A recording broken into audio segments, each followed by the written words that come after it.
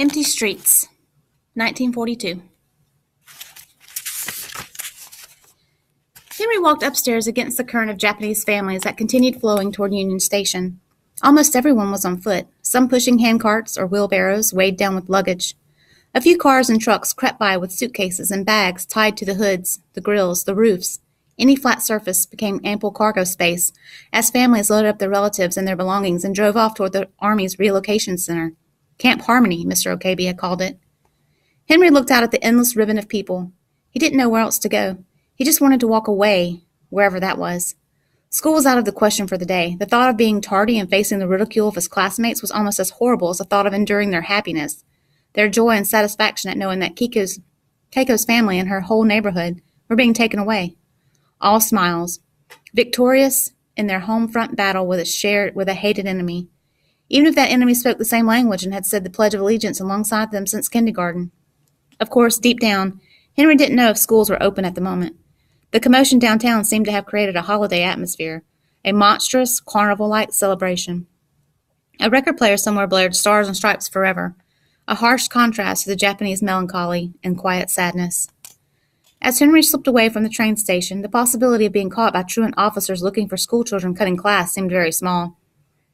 There was too much going on, too many people crowding the streets. Businesses closed as office workers downtown stopped everything to watch the commotion. Those leaving, those watching, and the soldiers on the streets all seemed to be consumed with the task at hand, herding groups of people with tags hanging from their coats. They barked commands for people to stay lined up, blew the occasional whistle to catch the attention of those who spoke little or no English. Henry wandered away, finding himself drawn down Maynard Avenue at the edge of Nihonmachi. There he found Sheldon sitting on a bus bench, sipping black coffee from a thermos cup, his sax case tucked between his feet. He looked up at Henry, shaking his head as the remaining residents of Nihonmachi drifted away. "I'm sorry, Henry," Sheldon said, as he blew on his coffee to cool it down. "Not your fault," Henry offered, sitting next to his friend. "Sorry, all the same." "There was nothing you could have done, nothing anyone could have done. They'll be okay. The war will be over soon. They'll be coming back. You wait." Henry couldn't even bring himself to nod in agreement. "What if they send them back to Japan? Keiko doesn't even speak Japanese. What will happen to her then? She's more of an enemy there than she is here." Sheldon offered his coffee to Henry. He shook his head no. "I don't know about all that, Henry. I can't say. All I know is all wars end. This will end. Then everything will be made right." Sheldon put the cap back on his thermos. "You want me to walk you to school?" Henry stared at nothing. "Going home?" "I'll go home later," Henry said, shaking his head. Sheldon looked up the street, as if waiting for a bus that was late and might never arrive. "Then come with me." Henry didn't even ask. He followed Sheldon down the center of Maynard Avenue, walking along the dotted white line into the heart of Japantown, a street littered with copies of Public Proclamation 1 and small paper American flags that stuck to wet pavements. The streets were barren of people, the sidewalks too. Henry looked up and down the avenue. No cars or trucks anywhere, no bicycles, no paper boys, no fruit sellers or fish buyers, no flower carts or noodle stands. The streets were vacant, empty, the way he felt inside. There was no one left. The Army had removed the barricades from the streets, except those flowing in the direction of the train station. All the buildings were boarded up. The windows were covered with plywood slabs as if the residents had been waiting for a typhoon that never arrived. Banners that read, "I am an American," still hung over the Sakota Barber Shop and the Oriental Trading Company, along with signs that read, "Out of business."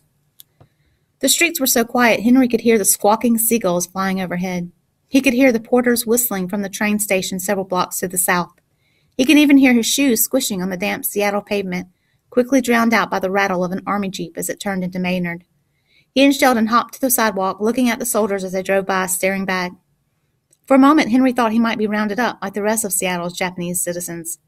He looked down and touched the button on his coat. It wouldn't be so bad, would it?